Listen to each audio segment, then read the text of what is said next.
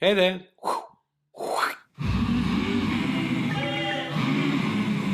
Welcome back to Gentle Giants. Today on the show, you're in for a real treat because we're here to see the arrival of our two new gorillas, Yakini and Ganaka, to their new enclosure at Werribee Open Range Zoo. Out the back, Yakini and Ganaka were just getting prettied up. But these gorilla suits weren't easy to get on. I don't know how real gorillas do it. Once we were in, it was time for the zoo to introduce their new gorillas to the expectant crowd.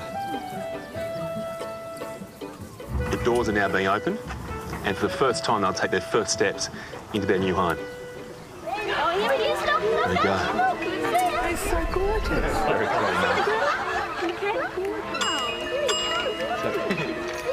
Oh, wow, they're incredible. I've never seen it so close up. Wow. So the one that is getting preened would be Yakini, because he's the most dominant. And Ganaka is the one that's actually doing the preening there. As we were preening each other, people were a tiny bit sceptical of our glistening coats. Are you saying because they're shiny? The thing is that when they're transferred to a new enclosure, they're often shampooed.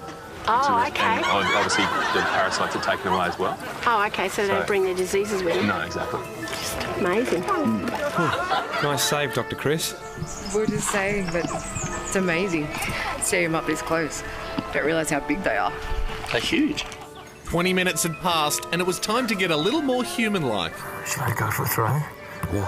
They had a group of gorillas at Melbourne Zoo that got quite overweight, so they're big on the games and exercise. Keep them fit. Yeah. Ganaka, the one down the front. That was an amazing throw. Wasn't it? Here we go. There's only the two of them. Yeah, so they're two males, a 13 and a 14-year-old. They're brothers. Okay. But because they're brothers, they also have a bit of a rivalry. How do they discover who's the dominant one then? Through fight. Through a fight? Yeah. Yep, through a fight.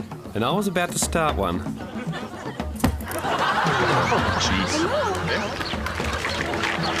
Oh my goodness, they are wrestling. But the thing about this particular species of gorilla is they can't fight for very long because they get knackered. I'm stuck.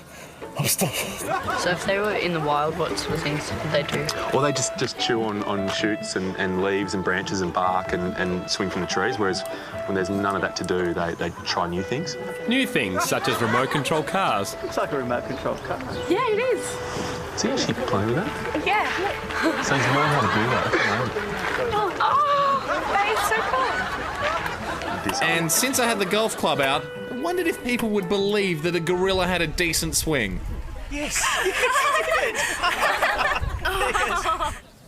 That was pretty spot on. Golfing was hard work, so I thought I'd reward myself with a scratch. Yeah, probably a bit too much of a scratch, I thought.